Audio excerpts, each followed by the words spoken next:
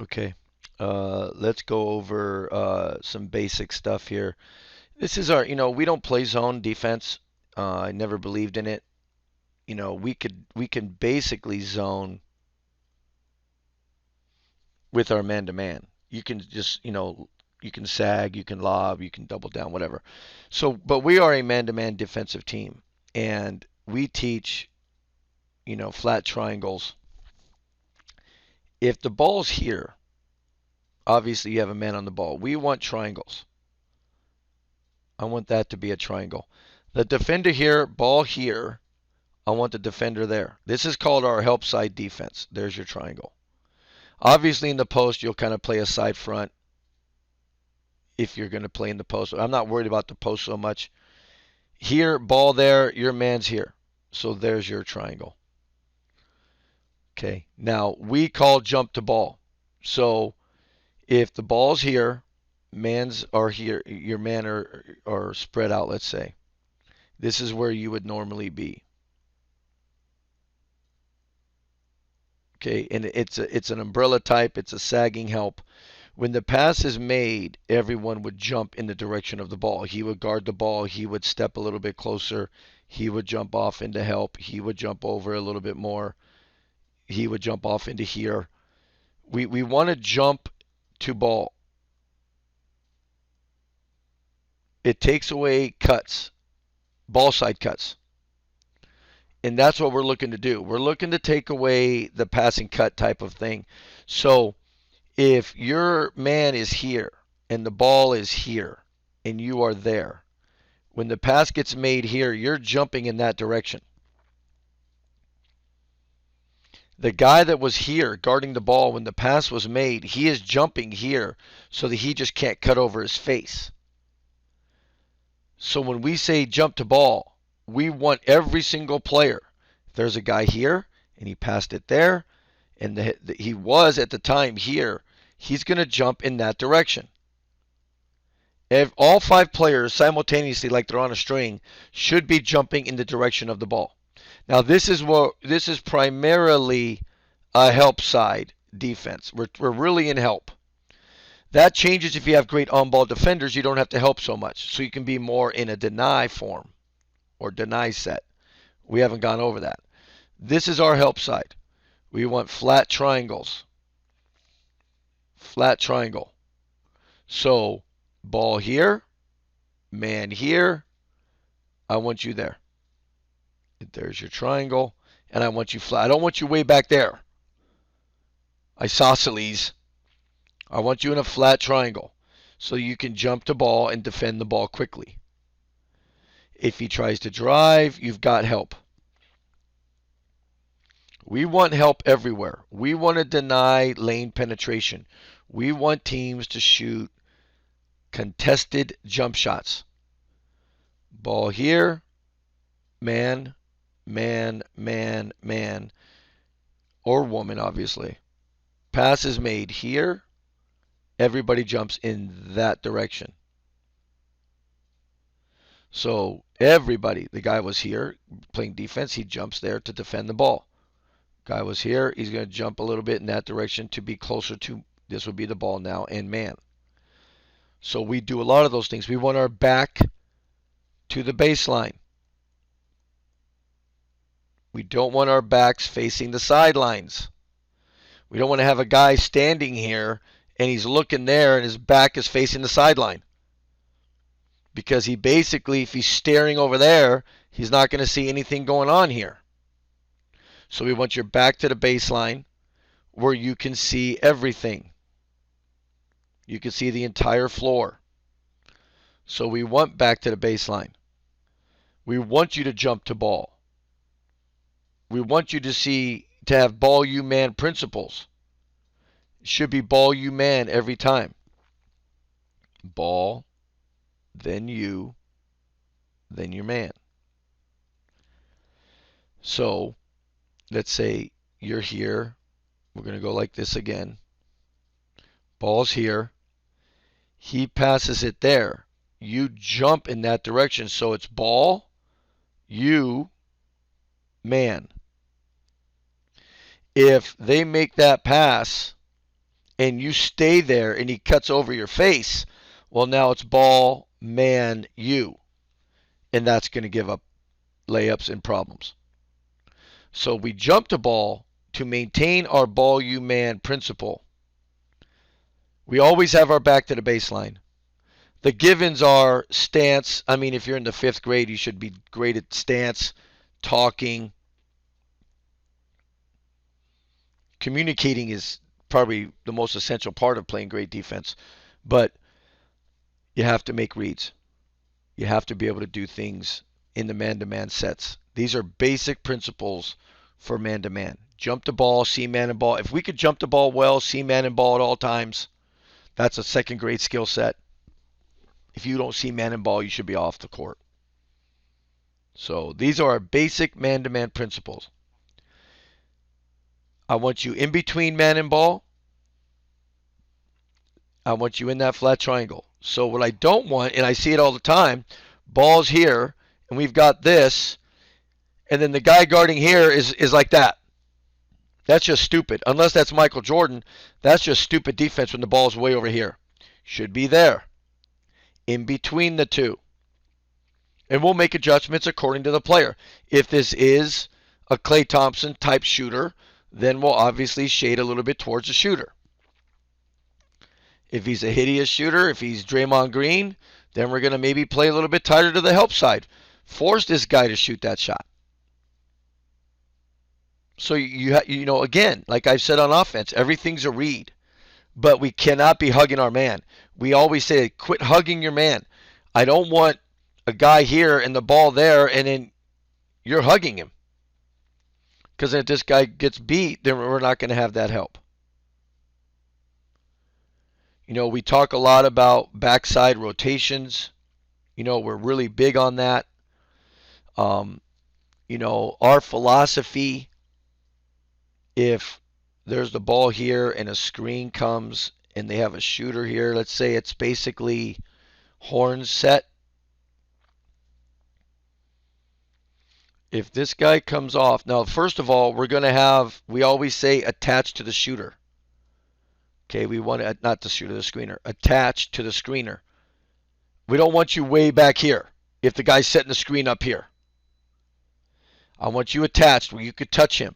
And then we do a lot of hard hedging. Hedge. It's a G there. So what we would want to do is hard hedge. Force this guy to go sideways. We don't want him turning the corner and attacking us downhill. So the top guy would hard hedge, forcing the ball handler to retreat. Now he can get back, and then the guy goes under the screen and he can meet him. No damage done. If the guy doesn't hedge well and he gets to turn that corner, this guy never helps. Strong side. Strong side is the ball side. Strong side shooter never helps. I don't want that to be an easy option. Who's going to help is once he goes that way, this guy would be here normally. He's coming all the way over to take that charge, or he's coming all the way over to take that roll. The guy guarding the screener that they didn't use will now drop down to take that guy if he cuts. So let's go over it again. Screener, ball, shooters. And this could be a single screen or a double screen. It could be a horn set or non, whatever. Whenever a guy comes off that screen, we are supposed to hard hedge to force him to go that way to give us time to recover. If the hedge doesn't work and he turns that corner, this guy stays locked up on the shooter. This guy has to come all the way over to help, to take the roll, or to take that charge. This guy guarding this screener, he didn't use that screen. He's got to drop down. We call that back end rotation. He's got to drop down if that guy cuts. He's got to drop down if this guy drives that and then tries to skip it to the weak side corner. We're leaving the weak side wing open. We don't think that the best play for them is to drive in here and flip it back. But they might, and if they do, we'll make an adjustment. We do not help off the strong side shooter. Now, if the strong side shooter is hideous, then of course we'll make a read and we'll help. If that guy can't shoot, then yeah, we'll help. But that's why you have to make reads during the course of the game. You guard everyone different, and your defensive rotations and your philosophies change according to the personnel you are guarding. So to review, this guy comes off that screen for whatever reason the hedge didn't show. This guy stays. The weak side defender comes all the way over. The weak side defender here drops, wherever that defender may be. When he churns that corner, we are leaving this area open. I'll give them that if he drives and throws it back. Now, if that's a great play, they keep running, and then we'll adjust. It's not rocket science. But we do not help off the strong side. This guy's coming here. He's got a shooter there. He stays. It's this guy that comes all the way over. If there's a post player, obviously he would come, the defender there would come all the way over, and then he would drop down. And a lot of guys, a lot of these, coaches, they copy and steal whatever they see on TV. And I've seen guys before where they have a ball handler here and they put the post player there. Then they'll have a shooter. And then wherever else these other guys are. And this guy's there to beat his man. And then he's hoping that the post defender, and then it's a bounce pass to the postman for a layup.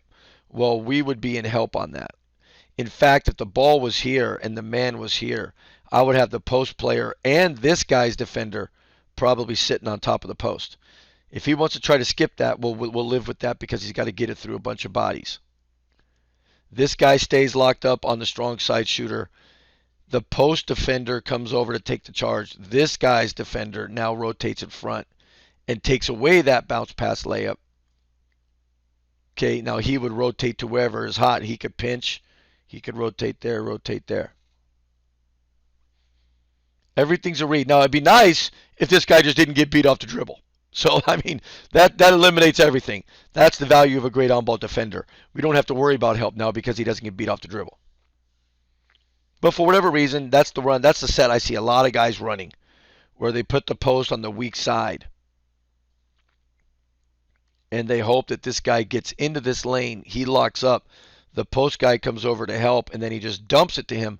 But that's why we work on that rotation, because a lot of times they'll throw it right to us. If there's a guy out here and a guy out here, they are just dropping ball deep so that they can really help inside and take away any of that, force that outside kick that we're going to force teams to beat us from the perimeter. And if they have a Klay Thompson out there, then we'll make reads and adjust. We'll go box and one. We'll just won't help off of that guy. We'll rotate differently. There's a lot of things you can do to combat that. I just don't see a lot of those shooters out there, and there is on occasion.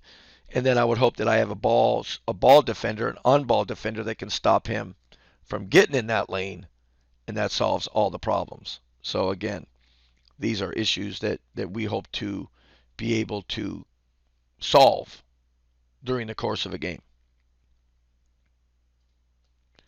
So whenever we're defending the screen and roll,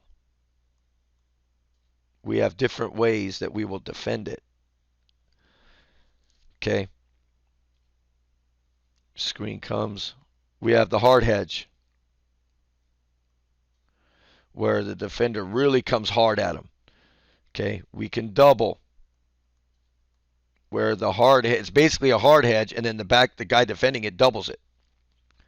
We can go under if he's not a good shooter.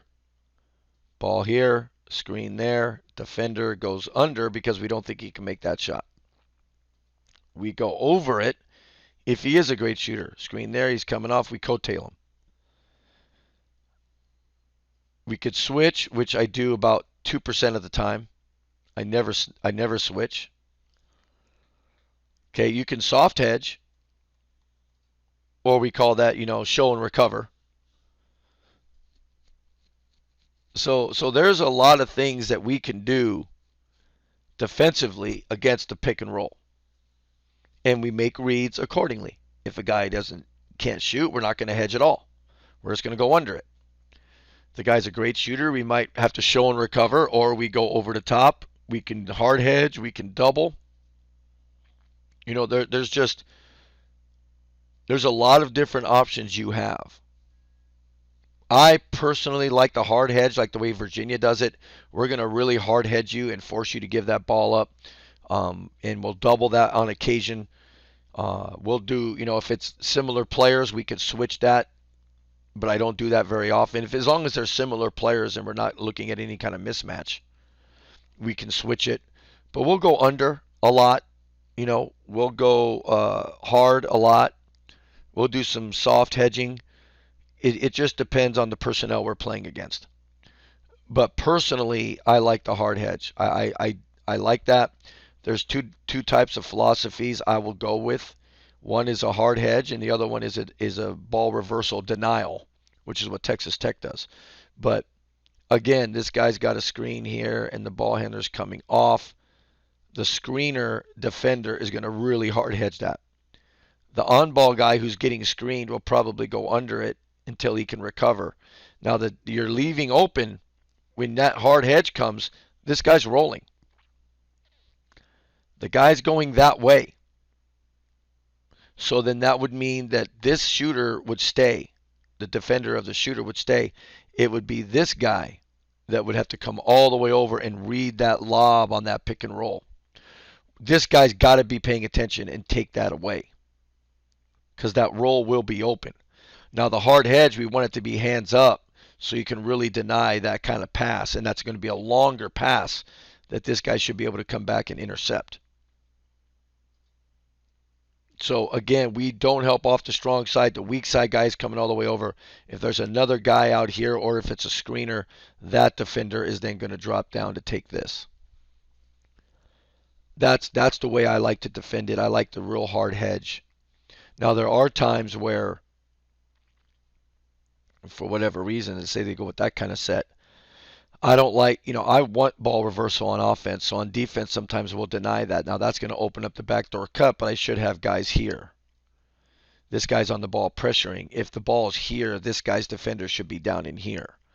So we're denying that ball reversal. If that guy cuts and gets open and we drop, we should be able to rotate, because he's going to try and throw it to the help side guy's offensive player.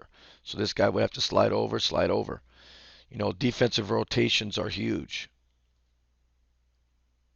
So we need to rotate defensively. But pick and roll is so big now in this game that we really need to know how to defend it, and we'll call it out different things during the course of the game. We make reads during the course of the game, so we might start everything with a hard hedge, and then after a while I'll have a kid come up to me and say, Coach, should I go under that because I don't think he can shoot that? Sure, yeah, do it. Hey, Coach, should I go over that because he seems to be a great shooter? Yeah, well, let's hard hedge that too. Okay, let's hard hedge it, or we could soft hedge with coming over the top and not letting him shoot the jumper. You just got to make those reads. Is he shoot floaters? Does he like to shoot runners? If he shoots runners and floaters, we're probably not going to soft hedge. We're going to hard hedge, get the ball out of his hands, then deny him. So again, a ton of different things you can do, a ton of different philosophies, but you're going to have to know these things. So if we are coaching you and you're in the 13U team and we're saying you got to hard hedge that, if you don't know what that is, you need to ask your coach, can you demonstrate that for me again? Because we're going to demo it at practice. We're going to talk about this. We're going to go over this with bodies on the floor. We're going to talk about it in instructional videos. So those are things that we're going to go over. But, you're going to have to know what we are saying. If I say, hey, go under it. Why would you go under it? If I ask you, the guy can't shoot, what are you going to do? And you say, go over? Well, then you don't know what you're doing. So as far as man-to-man goes, these are our philosophies: how to defend a pick and roll, how to rotate on the back end, how to hard hedge. You have to be attached to the screener so that the hard hedge is simple. And sometimes you really hard hedge, sometimes you kind of medium hedge, sometimes you soft hedge. We have philosophies: red, white, and blue. I'll say guard him red, guard him white, guard him blue. Red means he's a shooter, knockdown shooter, so you're going to jam him, overplay him. White means he can shoot and he can drive, so you kind of play him even. Blue means, he can't shoot, so you just back way off. and you force him to make shots. So again, we have a ton of different things we can do, um, and we do a lot of things that are going to benefit you in the long run. But these are our philosophies. These are our man-to-man defensive philosophies. Don't switch. We don't play zone. We just man everybody up, and then we make reads accordingly. If we're in a man-to-man defense and I yell at you, you know, hey, Frank, guard him blue. He's blue. 13 is blue. 13 is blue. Well, if 13's here and he's got the ball or doesn't have the ball, you're way off because blue means he can't shoot. And then over here, I say 21 is red. You deny him. Here, 16 is white. You just play him straight up. You don't back way off. You don't deny. So you have different guys. It looks like it's almost a zone. You know, if a guy can't shoot, we're going to let him shoot. We're almost going to play such a sagging defense on him that he would think it's a zone. If they have a great post player, we'll double down. Depending on where the double comes from is dependent upon the shooters. If this guy can't shoot, we'll play behind, we'll double down. If this guy can't shoot, he's going to double down. And then we'll rotate accordingly. Everybody has to rotate. Once we double down, everybody kind of zones out.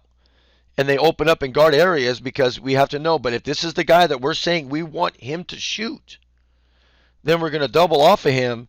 And if he kicks it to him, we're not going to rotate to him. We're going to see if he wants to make that shot. We'll rotate down here where if he tries to drive, we'll take a charge. But once he throws it back out, this guy could recover. So again, these are different types of philosophies that we're going to be using during the course of a game. If we say double down, double down, double down.